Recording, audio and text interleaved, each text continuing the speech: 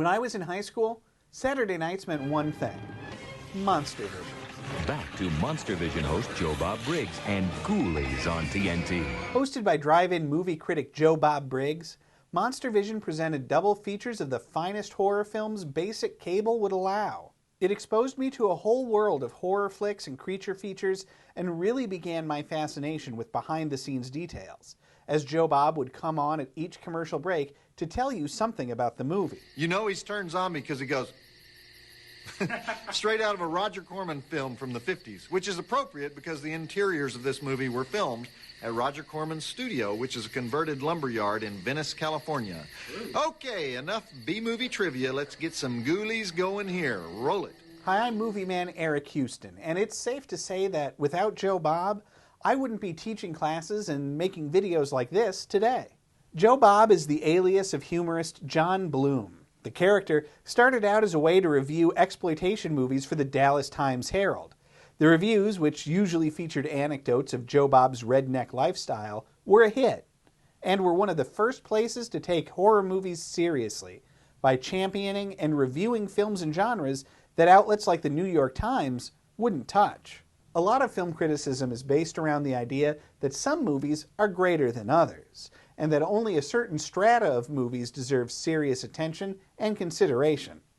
A big part of what I like about Joe Bob is how effortlessly he puts all movies, regardless of genre or background, on a level playing field. In other words, Halloween 4 deserves as much respect as Casablanca. These reviews led first to a show on the Movie Channel and eventually to TNT's Monstervision. At the time, TNT still envisioned itself as a superstation, basically just an extension of Atlanta's WTBS, which had gone national. Owner Ted Turner liked the idea of his channels retaining a sort of local TV feel, and felt a good old-fashioned late-night horror host in the mold of Zacherle or Svengoolie should be a part of that. I wish I didn't have to say it, but we have a film this evening called Horror Island. It's on an island and it's pretty horrible. Joe Bob brought a lot of himself to the show, setting his segments inside and outside of a trailer, making you feel like you were in Texas. Ghoulie to the face, severed arm, foot biting, ghoulie eating, death by toxic waste, death by pendulum, exploding ghoulie. Joe Bob was joined by an amiable and vocal camera crew and by Rusty the mail girl, who kept Joe Bob in check. I hope I didn't hear that. And delivered the viewer mail, which often came from our nation's prisons. True. Well, I guess I should go for now, but not forever. Be cool, dude. Alan Breckenridge, Dillwyn, Virginia, number 142458 at the Buckingham Correctional Facility. I really do love your show. Keep up the good work. That is so sad, isn't it? I'm in prison for 100 years and there isn't a whole lot to watch on TV. Life is rough in jail, isn't it, Alan? Rusty was also there to lend a hand when Joe Bob wanted to try and explain something visually, like when he tried to explain space and time with a sheet and a bowling ball. Okay, see, it rolls right to the center of space-time. Rusty was played by Renner St. John, an Air Force veteran and General Norman Schwarzkopf's pilot during Desert Storm.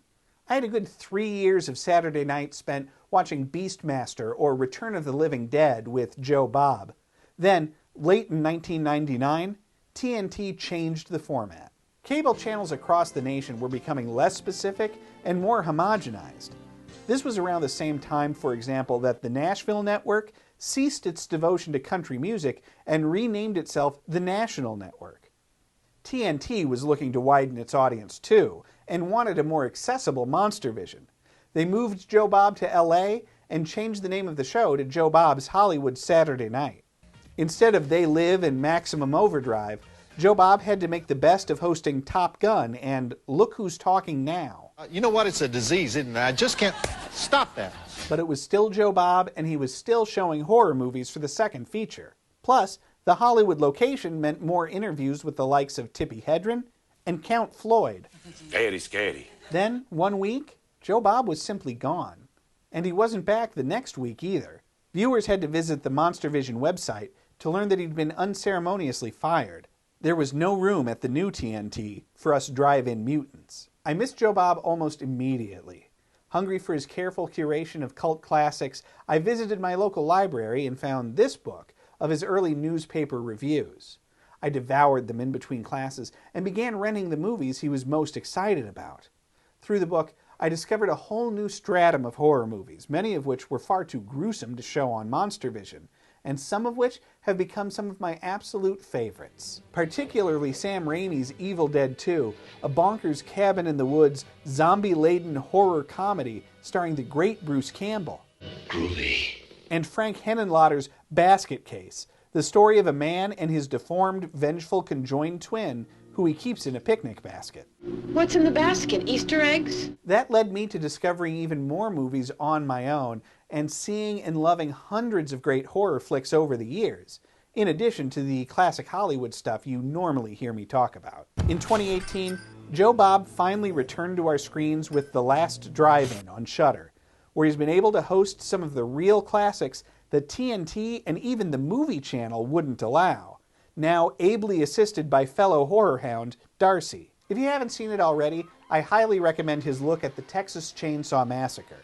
Joe Bob is probably the nation's foremost chainsaw scholar, and he really opened my eyes to the brilliance of this demented masterpiece. It's great that Joe Bob's still out there, and still championing genre films of all stripes, helping to elevate them in the discourse to the same level as the latest from Christopher Nolan or Martin Scorsese. You might regret this, Mr. Rothstein. There's even been some controversy on his new Shudder series, in that Joe Bob has been highlighting new and international films alongside the tried and true horror staples.